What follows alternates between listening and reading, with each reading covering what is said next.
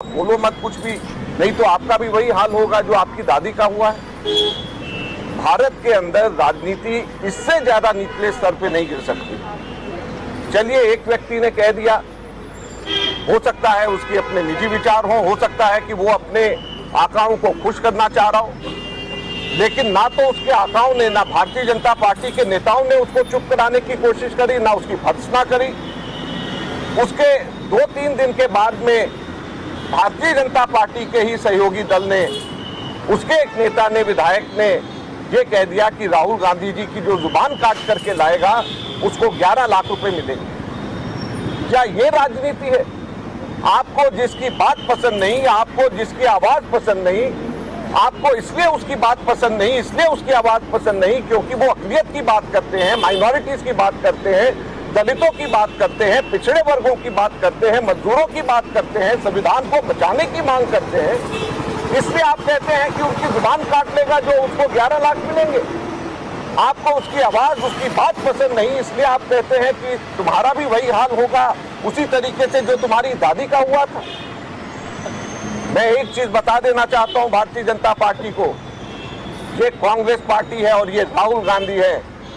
जान से मारने की धमकी से हम लोग किसी भी तरीके से डरने वाले नहीं हैं। यहाँ पे कांग्रेस के लाखों करोड़ों कार्यकर्ता तैयार हैं अपने छाती आगे करके, जान से मारना है हमें मारिए, लेकिन हमारे नेता की आवाज कभी बंद नहीं होगी, हमारे नेता कभी चुप नहीं होंगे।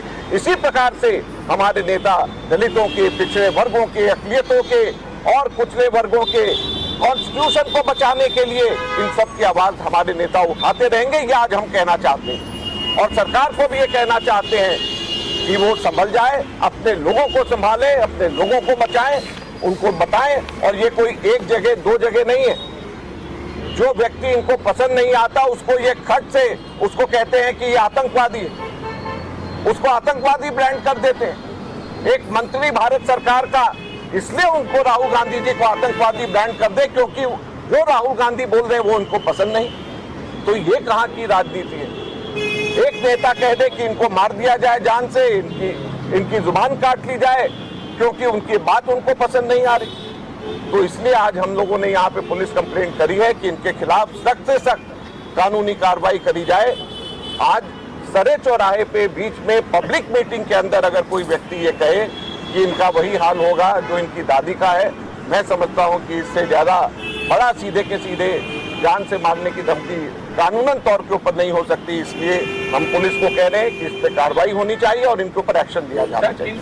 के खिलाफ मुकदमा दर्ज करने की आपने शिकायत की, नाम बता दीजिए। हम लोगों ने एनेक्सेस दिए हैं और 4 लोगों के खिलाफ में, जैसे मैंने कहा कि दिल्ली के अंदर एक उनके पूर्व दिल्ली के जो विधायक हैं, भारतीय जनता पार्टी के नेता, शिवसेना के जो महाराष्ट्र के विधायक हैं जो भारतीय जनता पार्टी के समर्थक हैं, उनके बारे में, केंद्र सरकार के अंदर पंजाब से पहले और अब राजस्थान से आए हुए सांसद मंत्री हैं उनके बारे में, और एक यूपी से मिनिस्टर हैं जिन्होंने परसों उन्होंने भी राहुल जी के खिलाफ में बोला है।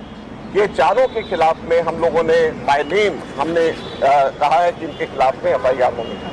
कल कांग्रेस अध्यक्ष ने चिट्ठी भी लिखी प्रधानमंत्री, इससे पहले आप लोग लगातार इस बात को उठा रहे हैं, तब से अब तक बीजेपी की ना टॉप लीडरशिप से कोई बयान आया है, ना ही गृह मंत्रालय इसके सामने अब पूरा मामला बनता है, ऐसी बातों का नहीं आया। इस चुप्पी को कैसे देखते हैं? देखिए, इसमें एक सवाल और कनेक्ट है। आपको याद होगा गृह मंत्री के खिलाफ जो है कांग्रेस के नेताओं की तरफ से इसी तरह से टिप्पणी की गई थी, जिसमें मुकदमा भी दर्ज हुआ था, कार्रवाई। देखिए, बड़ी सीधी सी बात है कि इस तरीके की टिप्पणी राहुल गांधी जी के खिलाफ में जो करी गई, आज तक के इतिहास में कभी भी ऐसा नहीं हुआ। ये अप्रत्याशित है और ये भारतीय जनता पार्टी के नेताओं का फर्ज बनता है कि राजनीति की गरिमा को बना करके रखें। ये उनके नेताओं का फर्ज बनता है कि राजनीति के अंदर, लोकतंत्र के अंदर वायलेंस को किसी भी तरीके से बढ़ावा नहीं दिया जाना चाहिए। और जान से मारने की धमकी जिस तरीके से खुलेआम दी जा रही है, जुबान काटने की धमकी जिस तरीके से दी जा रही है, आपको कोई बात पसंद नहीं तो आपको किसी की आवाज, बात पसंद नहीं, कॉन्स्टिट्यूशन की वो अगर बात करते हैं तो उनको आप आतंकवादी ग्रांट कर देते हैं, ये सारी चीजें गलत हैं, ये नहीं होना। बीजेपी के राज्यसभा सांसद केजरीवाल साहब के इस्तीफे को आप कैसे देखते हैं? आपको उम्मीद है कि जल्द से जल्द कैंसिल भी कंप्लीट मैं ये उम्मीद करता हूं कि FIR होगी, और उससे भी ज्यादा मैं ये उम्मीद करता हूं कि भारतीय जनता पार्टी अपने नेताओं पे लगाम कसेगी। और साथ में ये भी फिर से कहना चाहता हूं कि कांग्रेस के नेता, कांग्रेस पार्टी कभी डरी नहीं है इन धमकियों से। हम सब के सब लोग तैयार हैं अपनी जान को देने के लिए, और किसी भी तरीके से हम लोग चुप नहीं रहेंगे। हम लोग हिंदुस्तान में दलितों के, पिछड़े वर्गों के, अक़लियतों के और संविधान को बचाने की आवाज हम उठाते हैं।